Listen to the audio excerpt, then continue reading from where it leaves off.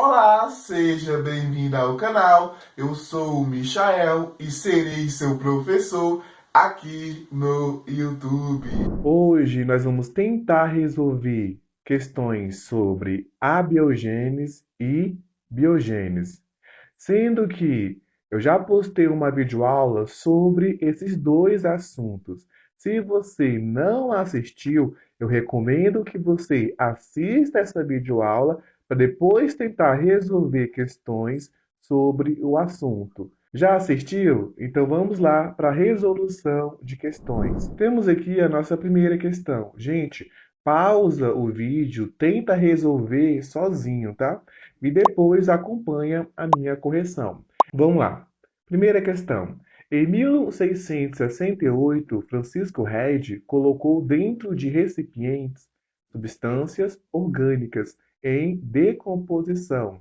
Alguns dos recipientes foram cobertos com gás e outros deixados descobertos. Demonstrou que das larvas de carne podre se desenvolveram ovos de mosca, e não da transformação da carne. Os resultados desse experimento fortaleceram a teoria sobre a origem da vida, denominada de. Para você conseguir responder esse exercício, que o enunciado é gigantesco, você tem que saber quem foi Francisco Rede, certo? E tem que saber também sobre as duas teorias, a biogênese, o conceito delas, e biogênese. Primeiro vamos para os conceitos, depois eu falo sobre o Francisco Rede. Primeiro, a biogênese, o que que ela dizia? Ela dizia que um ser vivo poderia surgir ao acaso. Como assim? De uma hora para outra, uma matéria inanimada pode sim dar origem a um ser vivo. Um exemplo, a lama poderia dar origem a rã, a lama poderia dar origem a sapos, a cobra, a jacaré, então observe, uma matéria que não tem vida dando origem a um ser com vida. Já a biogênese, não. A biogênese diz que um ser ele só vai existir graças a outro ser. Como assim? Um ser humano só vai existir porque ele nasceu de outro ser humano. A biogênese acreditava nisso. Então, Francisco Rede, que eu tenho mania de chamar de Francisco Rede, ele fez o seguinte: ele tentou derrubar a abiogênese. Como que ele tentou? Ele observou que essas larvas aqui, ó, presentes na carne em decomposição, ela não surgia ao acaso, que essas larvas só surgia por conta das moscas. A mosca depositava alguns ovinhos e esses ovinhos ia virar futuramente uma larva. Então essa larva nada mais é do que um estágio da mosca. Isso que o Francisco Rede acreditava. Mas como que ele chegou nessa conclusão? Ele foi ler uns poemas, poemas gregos, e nesses poemas diziam exatamente isso, que é a mosca que dava origem à larva. Então, por conta disso, ele montou um experimento para ver se essa ideia realmente é verdadeira. Como que funcionou esse experimento? Nós acabamos de ler. O enunciado explica o experimento de Red. Resumindo, ele deixou um frasco destampado, certo? E tampou outro frasco. O frasco que estava destampado, a mosca conseguia entrar livremente, depositar os seus ovinhos, e esses ovinhos se transformavam em larva. Já no frasco tampado, a mosca não conseguia entrar. Como ela não conseguia entrar, não apareceu larvas. Então, através desse experimento, ele provou que a larva não surgia de maneira espontânea, que para a larva surgir tinha que ter uma mosca. Ah, então ele derrubou a abiogênese? Não, ele só provou que para a larva surgir tinha que ter mosca. Porém, para o lagarto surgir, para a cobra surgir, para o sapo surgir, houve diversos experimentos para tentar provar que esses seres também só surgiam por conta de outro ser e não de maneira espontânea. Então, o Red ele era a favor da biogênese. Então vamos lá. Os experimentos de Red fortaleceu o quê? biogênese. Ele era a favor da biogênese. Então, esse é o nosso gabarito. Professor, por que que não é hipótese heterotrófica? Professor, por que que não é hipótese autotrófica? Essa hipótese heterotrófica, que está na letra C, e a hipótese autotrófica, isso aqui, gente, eu ainda não expliquei para vocês. Eu vou postar um vídeo sobre isso aqui. A hipótese heterotrófica não é sobre, gente, reprodução. A hipótese heterotrófica é sobre a forma que o primeiro ser se alimentava. O primeiro ser, ele era heterotrófico, ele tinha que consumir outro ser. Temos aí como exemplo seres humanos, a gente não consegue produzir nosso próprio alimento, nós necessitamos comer carne, legumes para que a gente consiga sobreviver. Agora, o primeiro ser, ele também pode ser autotrófico. O autotrófico já é ao contrário. Ele diz que o primeiro ser, ele produzia seu próprio alimento. Isso aqui eu vou explicar com mais detalhes nas próximas videoaulas. Então, o nosso gabarito correto realmente é a letra C. Professor, e geração espontânea? O senhor nem comentou sobre ela. Gente, geração espontânea é a mesma coisa que a biogênese. Então, se isso aqui está errado, isso aqui também vai estar errado, certo? Vamos lá para a próxima questão. Vamos lá para a segunda questão. A segunda questão, para você conseguir responder, você vai ter que saber um pouco sobre os cientistas da teoria biogênese e abiogênese. Vamos ler o enunciado primeiro? Antes de falar sobre os cientistas, vamos lá. A origem dos seres vivos é um assunto que direcionam e delimitam a biologia como ciência. Ao longo da história dessa área do conhecimento, vários investigadores propuseram teorias para explicar a origem dos seres vivos. Assinale a alternativa que indica corretamente o pesquisador e a teoria por ele usada para explicar essa origem. Beleza, então ele quer saber qual dessas alternativas está correta. Qual que está associando o pesquisador ao que ele defendia? Qual desses aqui? Vamos lá. Primeiro vamos anular essa C. Por que eu vou riscar logo essa C? Charles Darwin é evolução. Não tem nada a ver com biogênese, ou, nesse caso, abiogênese. Isso aqui eu vou postar uma aula só sobre o Charles Darwin, tá? Então vamos lá, continuando. Outra questão que nós vamos anular, que já está errada, a B. Professor, por que o senhor não vai na sequência? Porque são coisas que dá para eliminar de cara. Nesse caso, Francisco Red, gente, eu já vou eliminar porque está escrito aqui abiogênese. Na questão anterior, ou melhor dizer, na videoaula que eu postei, eu expliquei que Francisco Red, ou Francisco Red, ele é a favor da biogênese e não da abiogênese. Agora vamos lá. John Needham. O Needham, ele é a favor da biogênese? Não, gente. O Needham, ele é a favor da abiogênese. O Needham é aquele cientista que debateu com Spallanzani.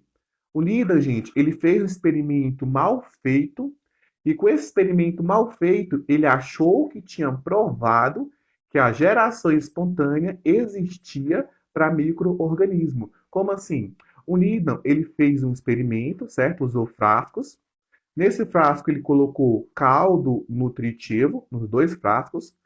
Os dois, ele ferveu para matar os micro-organismos. Os dois, ele ferveu. Desenho lindo, né, gente? Os dois, ele ferveu, certo? Um, ele deixou aberto, o outro, ele tampou. Qual foi o erro dele? Ele ferveu muito pouco, não matou todos os micro-organismos, certo? E ele lacrou da maneira errada. Ele lacrou com rolha de cortiço.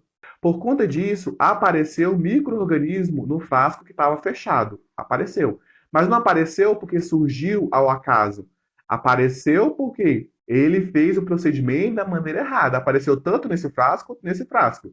Aí, para ele, o micro-organismo surgiu de maneira espontânea. Mas não, é porque ele fez da maneira errada. Quem provou isso foi Spallanzani. Ele que provou que o experimento de Needham estava errado. Tanto é que ele repetiu o experimento, mas só que da maneira correta, ele lacrou da maneira correta, ele ferveu por um período maior. Aí no experimento de Spallanzani não apareceu os micro-organismos. Então ele conseguiu provar, entre aspas, que o Needham ele fez o experimento da maneira errada, equivocada, certo? Beleza. Então, Spallanzani, ele era a favor da geração espontânea? Não, eu acabei de falar que ele provou que o Nida estava errado. O experimento do Nida estava errado. Então, ele é a favor da biogênese. Ele acreditava que um ser ele só existia por conta de outro ser, e não ao acaso, como acreditava o Nida. Professor, tem mais informação sobre Spallanzani, não tem? Tem. E quem quer saber mais sobre Spallanzani, a gente assista a videoaula, tá? Eu explico certinho sobre Spallanzani, qual foram as ideias de Spallanzani, qual foram as ideias de Needham. Beleza. Então, não é a letra A, não é a letra E, não é a letra C e não é a B. Então, é a letra D, que é a nossa letra correta. Por quê, professor? Porque as outras estão erradas. Então vamos lá. O Jean-Baptiste Van Helmont, ele, gente, é a favor, sim, da abiogênese. Como assim, professor? Ele que inventou a fórmula para produzir um ser vivo. Como assim, professor? Nessa fórmula, ele fez o seguinte: ele colocou roupa velha num canto, junto com grão de trigo, e surgiu ratos naquele lugar. Como surgiu ratos naquele local, perdão, ele disse que os ratos surgiram de maneira espontânea. Mas não, gente, o rato surgiu porque tinha um local adequado para ele, e não porque o pano e o grão de trigo virou rato. Então, Jean-Baptiste Van Helmont, ele acreditava sim na abiogênese, tanto é que ele inventou essa loucura aí de tecido sujo e grão de trigo. Então, a nossa questão certa realmente é essa. Vamos lá, gente. Próxima questão aí. Nessa outra questão, ele está falando um pouquinho sobre. Lembrando, pausa o vídeo, tenta resolver sozinho e depois acompanha a minha correção. Vamos dar uma lida aqui, vamos ler o enunciado.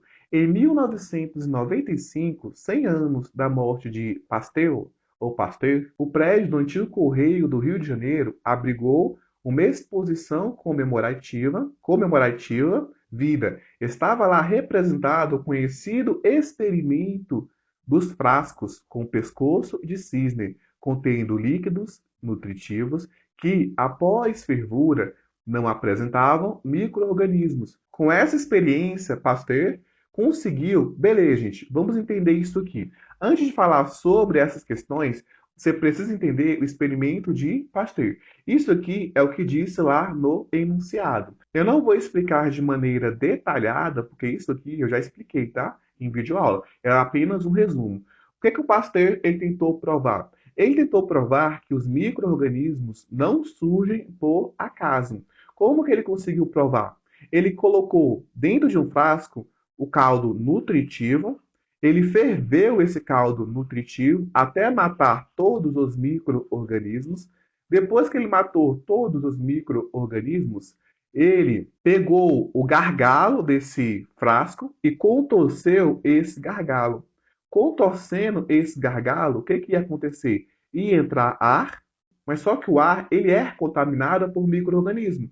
Então, como esse gargalo está contorcido, o micro-organismo não conseguia passar nessa parte aqui, ó, nessa parte contorcida, por conta do vapor que se acumulava nessa região. O micro-organismo ficava preso nessa região. Então, como o micro-organismo ficava preso aqui, ele não conseguia contaminar o caldo nutritivo. Não aparecia micro-organismo no caldo nutritivo. Ah, então ele podia ter apenas isolado esse frasco. Não, não podia. Por quê? Naquela época, os pesquisadores, tendo como exemplo Needham, acreditava que graças ao oxigênio que existia a vida. Então, se eu lacro isso aqui, não entra ar. Se não entra ar, não entra oxigênio, então não vai surgir vida, porque não tem presença de oxigênio. Então, se eu deixo isso aqui aberto, dessa maneira, vai entrar oxigênio, porém ele vai ser meio que purificado nessa região.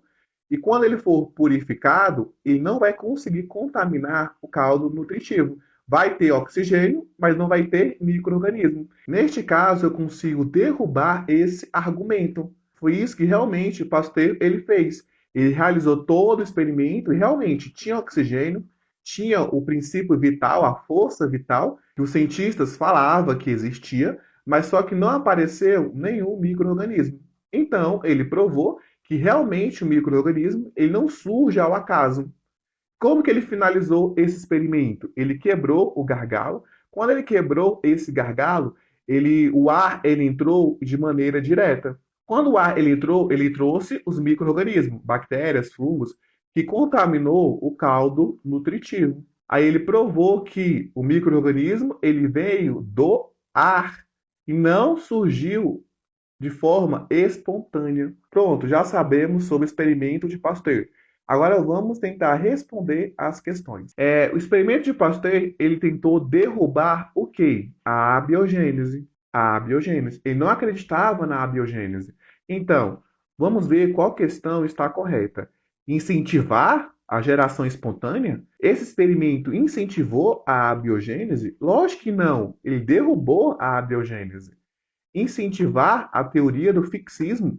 Fixismo, gente, está associado ao criacionismo. O criacionismo, gente, não está ligado à reprodução, tá? O criacionismo está ligado a como que surgiu o primeiro ser. O criacionismo acredita que o primeiro ser surgiu a partir de um ser divino, de um Deus. Deus veio e criou todos os seres. Isso aqui não está ligado de maneira direta à biogênese e biogênese. Derrubar a hipótese heterotrófica? Não, nada a ver. Derrubar a abiogênese? Perfeito. Ele derrubou a abiogênese. Destruir a lei do uso e desuso? Isso aqui é evolução. Isso aqui é Lamarck. Isso aqui eu ainda nem expliquei para vocês, tá? Eu ainda vou explicar isso aqui. Então, está errado também. Nossa questão correta provavelmente é a letra D. Perfeito, é a letra D mesmo.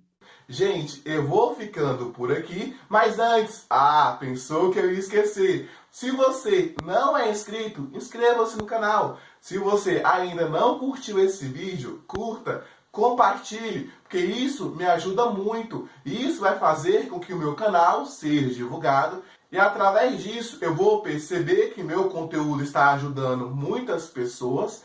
E, consequentemente, eu vou produzir mais videoaula de forma gratuita para vocês. Gente, eu vou ficando por aqui. Um forte abraço, fiquem com Deus e até a próxima!